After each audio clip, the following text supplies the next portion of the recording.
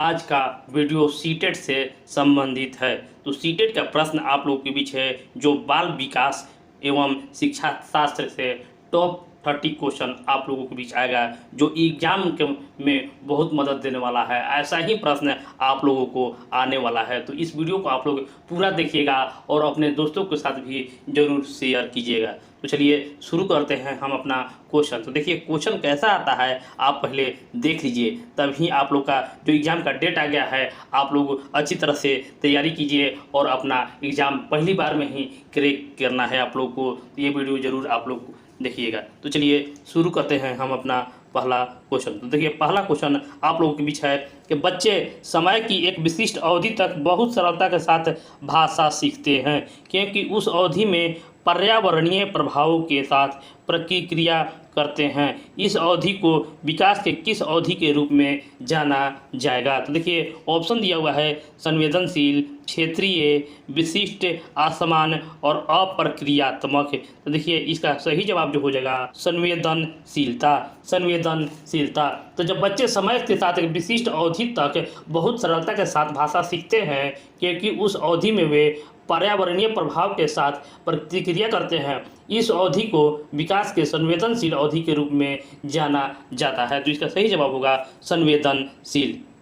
दूसरा प्रश्न है कि एक माँ ने देखा कि उसके एक जुड़वा दूसरे की तुलना में चलना सीखने और अधिक तेजी से प्रगति कर रहा है। सीखने में इस भिन्नता के विकास में कौन सा सिद्धांत जुड़ा हुआ है? देखिए व्यक्ति में विकास सिर से पैर तक होता है। हर किसी में विकास चरण दर चरण आगे बढ़ता है। अलग अलग व्यक्तियों में विकास अलग अलग गति से होता है और हर किसी का विकास समान में विशिष्ट की ओर बढ़ता है। तो देखिए इसका सही जवाब जो हो जाएगा अलग अलग व्यक्तियों में अलग अलग गति से विकास होता है। देखिए सही बात है कि कोई भी आदमी होता है उसका सभी का अपना अलग नेचर होता है, तो इसीलिए अलग अलग विषयों का विकास जो होता है वो अलग अलग ही होता है। देखिए तो जो क्वेश्चन है कि निम्न में से विकास किस पर निर्भर है? निम्न में से विकास किस पर निर्भर है? देखिए आनुवांशिक प्रवृत्तियाँ, आनुवांशिक जो पीढ़ी दर पीढ़ी चला जा रहा है प्रवृत्ति उस पर विकास दर निर्भर है, या सामाजिक संस्कृति के प्रथाओं पर, जो प्रथा हमारे जो समाज में लागू है उस पर, या भौतिक आवरण। तो भौतिक आवरण जो अभी हाल में ही चल रहा है उस पर। तो देखिए यहाँ पर आप लोगों को कूट दिया हुआ है केवल एक और दो, केवल 2 और 3 और 1 2 3। तो देखिए जो हमारा विकास जो है वो तीनों पर निर्भर करता है। आनुवांशिकी जो वंशानुगत जो प्रवृत्ति है उस पर हमारा विकास निर्भर करता है, और हमारा विकास संस्कृति सामाजिक जो हमारा माहौल है उस पर भी निर्भर करता है। तो इस तरह से आप लोग याद कीजिएगा तो आप लोग को हमेशा ये क्वेश्चन याद रहेगा। तो चलिए बढ़ते हैं हम अपने अगले क्वेश्चन पर। जॉन पियाजे ने संज्ञानात्मक विकास के सिद्धांत के अनुसार अध्यापक के किस अवस्था को क्रमबद्धता से संबंधित प्रश्न हल करने के लिए देना चाहिए? देखिए जॉन पियाजे के संज्ञानात्मक विकास के सिद्धांत के अनुसार अध्यापक को किस अवस्था में क्रमबद्धता से सिद्धांत प्रश्न हल करने के लिए देना चाहिए? देखिए संवेदी ग्रामक, पूर्व संक्रियात्मक, मूर्त संक्रियात्मक और औपचारिक संक्रियात्मक। तो देखिए इसका सही जवाब होगा मूर्त संक्रियात्मक। मूर्त संक्रियात्मक से विकास क्रमबद्धता से प्रश्न होता है। नेक्स्ट क्वेश्चन है कि जीन पियाजे के सिद्धांत के अनुसार व्यक्ति आत्मसक्तकरण और समंजन के माध्यम से किस स्थिति को प्राप्त करने का प्रयास करते हैं? देखिए संतुलन, असंतुलन, प्रत्यक्ष अवबोधन और भ्रम। तो देखिए भ्रम तो हम नहीं प्राप्त करना चाहते हैं। इसका सही जवाब जो हो जाएगा ऑप्शन ए संतुलन। तो संतुलन प्रयास का कोशिश मनुष्य करता है। 6 वर्षीय लड़का मनीष दुनिया और दूसरों के अनुभव को केवल अपने ही दृष्टिकोण से देखता है और दूसरों को दृष्टिकोण से समझने में असफल रहता है। यह किसका प्रतिनिधित्व करता है? देखिए संरक्षण का, आत्मकेंद्रीयता का, प्रतिवर्ती चिंतन का और वैज्ञानिक तर्कता का। तो देखिए इसका सही जवाब होगा आत्मकेंद्रिता का। जो मनीष जो लड़का है वो अपने मन का सोच रहा है और दूसरा के मन को क्या कोई जानेगा कि किसके मन में क्या चल रहा है। तो इसका आत्म केंद्र की ओर, अपना आत्म जो केंद्र है उसके माध्यम से वो सोच रहा है। तो इसका सही जवाब होगा आत्म केंद्रीयता। आत्म केंद्रीयता। लॉरेंस कोहलबर्ग ने नैतिक विकास के अनुसार एक व्यक्ति जो नैतिक विकास के कानून एवं व्यवस्था चरण में है उसका मत होगा। तो देखिए इसका सही जवाब होगा कानून तथा अधिकारियों के आज्ञा का पालन करना। कानून तथा अधिकारियों का आज्ञा का पालन करना जिसमें सामाजिक प्रणाली सुगम बना देती है, जिसमें सामाजिक प्रणाली सुगम बना रहती है। जो नेक्स्ट क्वेश्चन है कि लेव वाइगोत्स्की ने निम्न में से कौन सा सिद्धांत दिया था। लेव वाइगोत्स्की ने निम्न में से कौन सा सिद्धांत दिया था। तो देखिए नैतिक विकास का संज्ञानात्मक सिद्धांत, व्यक्तित्व विकास का मनोवैज्ञानिक सिद्धांत, संज्ञानात्मक विकास और सामाजिक सांस्कृतिक सिद्धांत और लगाव का विकासात्मक सिद्धांत। तो देखिए जो लेव वाइगोत्स्की ने जो सिद्धांत दिया था वो ऑप्शन सी संज्ञानात्मक विकास का सामाजिक सांस्कृतिक सिद्धांत दिया था। अगला क्वेश्चन है कि एक विद्यार्थी दिए गए प्रश्नों को हल करने की चुनौती महसूस कर रहा है। लेव वाइगोत्स्की के अनुसार इस स्थिति में एक अध्यापिका को क्या करना चाहिए। तो देखिए ऑप्शन दिया हुआ है कि विद्यार्थी को अनदेखा कर देना चाहिए और उसे अकेले में संघर्ष करते रहने देना चाहिए। नेक्स्ट ऑप्शन है कि विद्यार्थी को अगले कदम हेतु संकेत और इशारे देने चाहिए। और तीसरा ऑप्शन है कि सीधे तौर पर सही जवाब बता देना चाहिए। और चौथा है कि सवाल को हल ना कर पाने के लिए विद्यार्थी को दंडित करना चाहिए। तो देखिए यहाँ पर विद्यार्थी को हल करने की चुनौती महसूस कर रहा है तो उसे विद्यार्थी को अगले कदम हेतु संकेत और इशारे देने चाहिए कि आप बना सकते हैं, आप बनाइए। तो इसका सही जवाब होगा इशारा और संकेत देना चाहिए। जो अगला प्रश्न है कि एक प्रगतिशील कक्षा में विद्यार्थियों को किस ओर केंद्रित होना चाहिए। एक प्रगतिशील कक्षा में विद्यार्थियों को किस ओर केंद्रित होना चाहिए। अपने सहपाठियों की प्रतिस्पर्धा की ओर, जितना हो सके उतना कंठनीकरण करने हेतु मूर्त पुरस्कार जैसे ट्रॉफी जीतने की ओर, सक्रिय भागीदारी द्वारा ज्ञान सर्जन की ओर। तो देखिए विद्यार्थियों को केंद्रित होना चाहिए सक्रिय भागीदारी द्वारा ज्ञान सर्जन करने की ओर। तो विद्यार्थी जाता है स्कूल में तो ज्ञान अर्जन के लिए जाता है, तो इसीलिए इसका सही जवाब होगा सक्रिय भागीदारी लेना होगा ज्ञान लेने के लिए। तो इसका सही जवाब होगा सक्रिय भागीदारी द्वारा ज्ञान सर्जन की ओर। अगर वीडियो पसंद आए तो जरूर लाइक कीजिएगा, शेयर कीजिएगा और चैनल को सब्सक्राइब कीजिएगा। तो देखिए अगला क्वेश्चन है कि हावर्ड गार्डनर द्वारा प्रतिपादित बहुबुद्धियों में निम्नलिखित में से कौन सा शामिल नहीं है।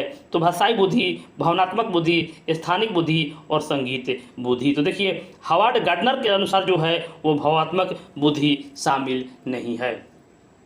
कूट से कथन कारण से संबंधित है। देखिए कह रहा है कि राष्ट्रीय शिक्षा नीति 2020 के अनुसार 5वीं तक के सभी बच्चों को उनकी मातृभाषा में शिक्षा दी जानी चाहिए। कारण देखिए छोटे बच्चों को अपनी मातृभाषा में सार्थक अवधारणा को अधिक तेजी से सीखने व समझते हैं। कूट है कि ए और आर दोनों सही है, आर ए की सही व्याख्या करता है। तो ए और आर दोनों सही है परंतु आर ए का सही व्याख्या नहीं करता है। तो देखिए इसका सही जवाब होगा ऑप्शन ए और आर दोनों सही है कि उसको बालक को अपने ही मातृभाषा में शिक्षा देना चाहिए, क्योंकि अपना भाषा में पढ़ने से उसको हमेशा के लिए याद रहेगा। वो जैसा बोलता है उसी माध्यम से उसको सिखाया जाए तो वो बच्चा ज़्यादा ग्रहण कर लेगा। तो उस तरह से इसको जो क्वेश्चन के अनुसार कह रहा है कि मातृभाषा में सिखा देना चाहिए, तो हाँ सही है, इसको वह तेज़ी से सीखता है। एक अध्यापक को विद्यार्थियों में प्रचलित जेंडर रूढ़िवादियों से किस प्रकार निपटना चाहिए। तो देखिए इसका सही जवाब होगा वास्तविक जीवन से संबंधित ऐसे उदाहरण प्रस्तुत करने चाहिए जो रूढ़िवादियों को चुनौती दे। एक बहुसंस्कृति कक्षा में अध्यापक को क्या करना चाहिए। एक बहुसंस्कृति कक्षा में अध्यापक को क्या करना चाहिए। तो केवल प्रबल समूहों की सांस्कृतिक प्रथाओं की प्रधानता देनी चाहिए। केवल सुविधा वंचित समूहों की सांस्कृतिक प्रथाओं की प्रधानता देना चाहिए। प्रबल समूह के सांस्कृतिक प्रथाओं की नकारात्मक प्रस्तुति करना चाहिए। विद्यार्थी के सामाजिक संस्कृति अनुभवों के संदर्भ में उन व्यक्तित्व विभिन्नता का सम्मान करना चाहिए। तो देखिए इसका यही सही जवाब होगा। कह रहा है कि विद्यार्थियों को सामाजिक आर्थिक सभी पर विशेष फोकस उसको देना चाहिए और उसका सम्मान करना चाहिए, ताकि सभी वर्ग के बालक को इससे लाभ मिल सके, ना कि किसी विशेष जाति पर फोकस अध्यापक करे।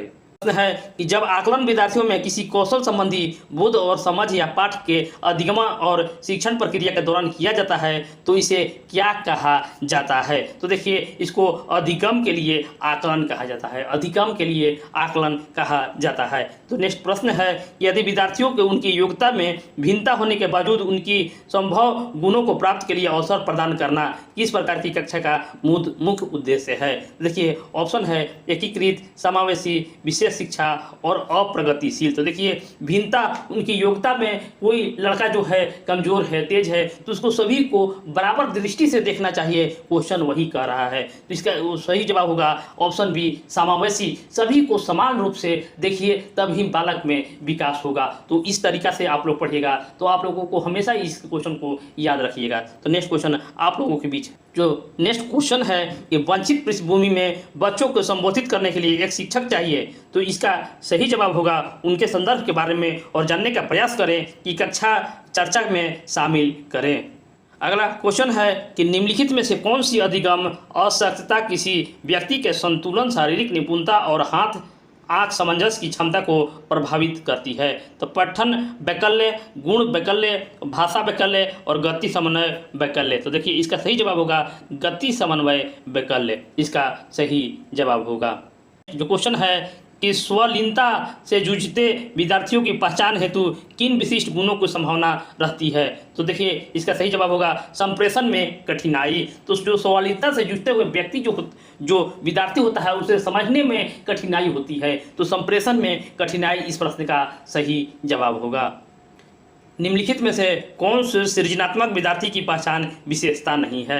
निम्नलिखित में से कौन से सृजनात्मक विद्यार्थी का पहचान नहीं है। देखिए जिज्ञासा पर प्रबल भावना, अभिसारी सोच, उच्च स्तरीय समस्या समाधान कौशल और नवचारी अनूठे विचार। तो देखिए इसका सही जवाब होगा ऑप्शन बी अभिसारी सोच। तो देखिए सृजनात्मक विद्यार्थी जो होगा वो सभी तरह के माहौल को सोचता है, वो ऑलराउंडर होता है। इस तरीका से आप लोगों को याद रखना है। तो राष्ट्रीय शिक्षा नीति 2020 सोचती है कि शिक्षा में क्या प्रभाव होना चाहिए। तो वह है समालोचनात्मक चिंतन के विकास पर केंद्रित होना चाहिए, समालोचनात्मक चिंतन के विकास पर केंद्रित होना चाहिए।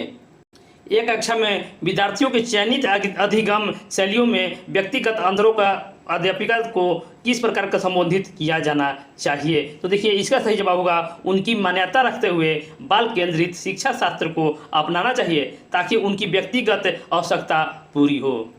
एक प्रगतिशील कक्षा में अध्यापकों को किस रूप में तथा शिक्षार्थियों को किस रूप में अपेक्षित करती है। तो देखिए कह रहा है कि एक प्रगतिशील कक्षा जहां सभी को एक बराबर कक्षा में देखा जाता है, वहां पर अध्यापकों को किस तरह आचरण करना चाहिए और विद्यार्थियों को किस तरह का आचरण करना चाहिए। तो देखिए इसका सही जवाब होगा जो अध्यापकों को सुसाधक के रूप में कार्य करना चाहिए कि सभी को समान रूप से ज्ञान देना, और शिक्षार्थियों विद्यार्थी जो हैं उनको चाहिए कि ज्ञान के सृजन में सक्रिय प्रतिभागी बनना। जो शिक्षक आपको ज्ञान दे रहा है उसे पूर्ण रूप से लेना।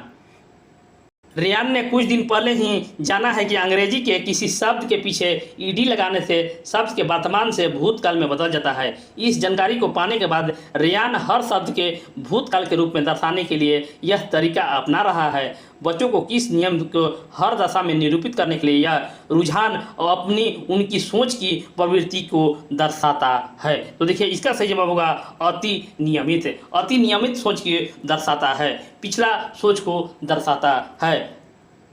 ब्रेनस्टॉर्मिंग को एक तकनीक के रूप में बच्चों से विकसित करने के लिए उपयोग किया जाता है। तो देखिए ऑप्शन है अभिसारी सोच, प्रयोगात्मक स्थिरता, अपसारी सोच और अनुक्रिया समूच। तो देखिए इसका सही जवाब होगा अपसारी सोच। अपसारी सोच इस प्रश्न का सही जवाब होगा।